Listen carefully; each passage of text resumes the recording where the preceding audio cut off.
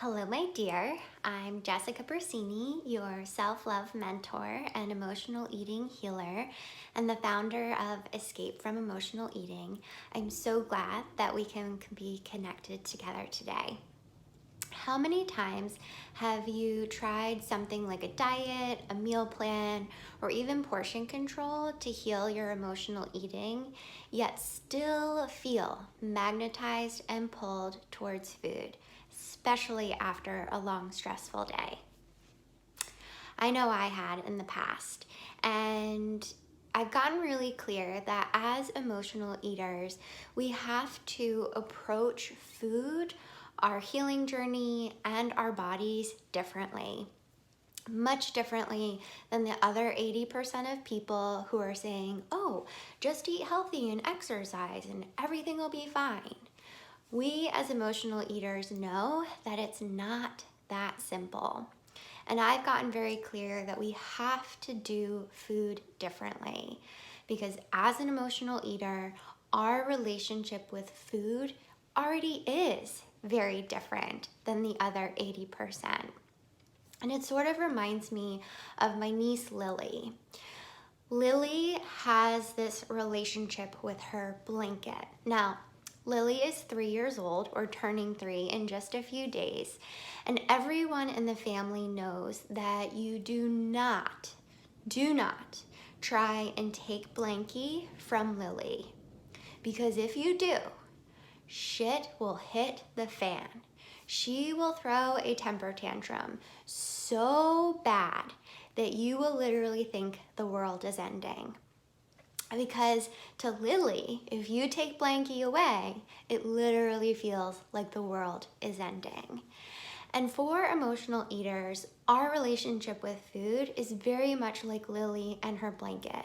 If you try to take food from an emotional eater, it will kick up all sorts of fear that will spiral into self-sabotaging patterns and exacerbate the emotional eating cycle. It'll exacerbate the very thing that you're trying to heal. I've gotten clear from my own journey, this approach does not work. And because of that, we have to do things differently. How do I know this? Well, like I shared, I was an emotional eater. Food was my safety blanket. I used to fill myself with so much dark chocolate, trying to numb myself from how painful and overwhelming I found my life to be. But the truth is, it wasn't just dark chocolate I was using. I would do it with potato chips and French fries and even healthy things like avocado toast and even granola. And I remember trying to talk to my friends about this like compulsive nature that I felt with food, and they sort of looked at me like I had 5 heads and then would join me in this obsession to try and exercise off what I overate. And then I tried talking to my boyfriend at the time, and he would just respond with, oh, Jessica, I love you no matter what size you are, which is so beautiful. And everything that we want from our partners, a supportive response like that. But this completely boggled my mind. I couldn't understand how he could love me, but all I wanted to do was crawl out of my own skin. And I tried to seek help with experts and professionals, and they would just write me a prescription for an antidepressant, convince me that I was depressed, and send me on my way. The truth is that I was already numbing myself with food. I didn't want to continue to numb myself with forms of medication. And I sure as heck knew I wasn't depressed. So this really didn't resonate with me. And I remember landing after that time, just landing in this deep, dark pit. I had never felt so misunderstood, so hopeless, and so scared that all of this stuff and this crazy chaos with food was only going to get worse as I got older. And yet, I remember being the bottom of this deep, dark pit. and having this sense that there was a different way, that we have to do things differently.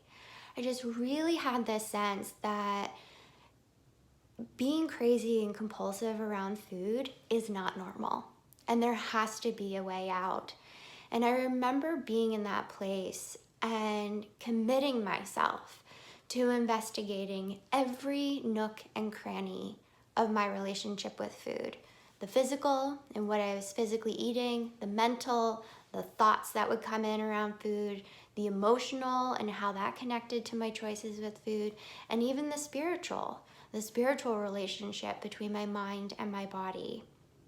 And I found answers. And I created tools and I put it into a system for myself that's now called and developed into Escape from Emotional Eating. And I can stand here before you today. Well, actually I'm sitting, but I can sit here before you today and tell you that I am 100% free from my compulsions with food.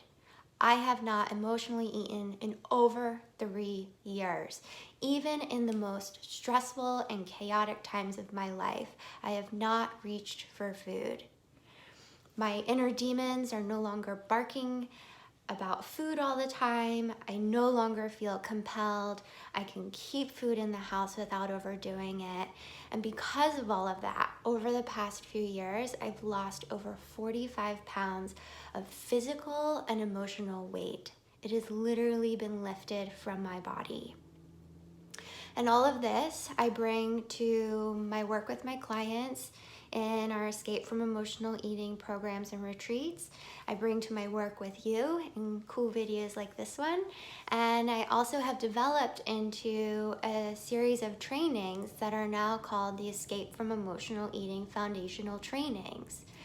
And back to what I was talking about doing things differently and not taking away food from emotional eater, is the very first training in our foundational trainings here at Escape from Emotional Eating is that we focused all about how to manage your stress, anxiety, and overwhelm.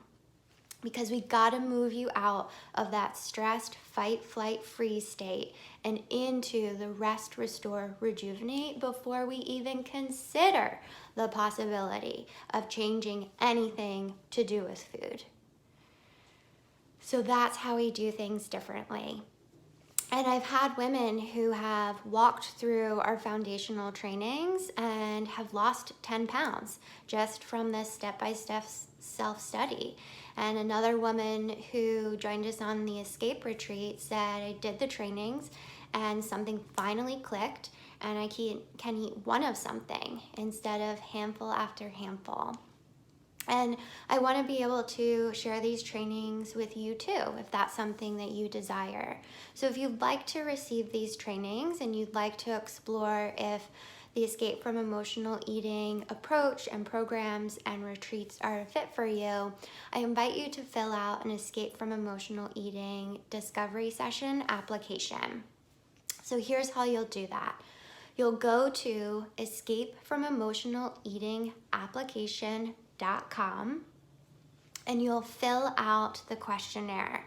Don't worry, everything comes directly to me. I'm the only one who will see it and everything will be kept confidential. Once I receive your application, I'll review it and then I'll reach out to schedule a time on the calendar where you and I can connect more deeply about your challenges with food and your emotional eating. So that's escapefromemotionaleatingapplication.com.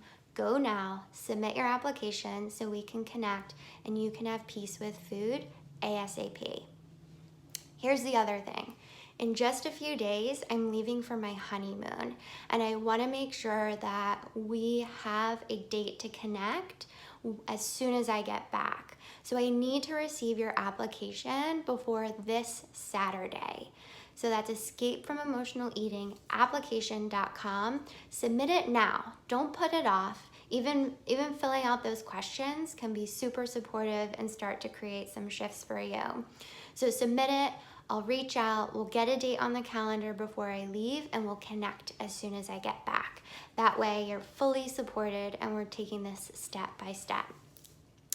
So I hope this was helpful for you. You know, I'm going to be doing some more videos like this to teach and train and to give some tidbits about what I know and what I'm super clear and confident on from my own experience with emotional eating and helping others to do the same. So to be continued. And I'm so looking forward to receiving your application and connecting for a discovery session and connecting as soon as I get back from my honeymoon. Until then, sending you love, take care of yourself, and I'll talk with you soon. All right, bye.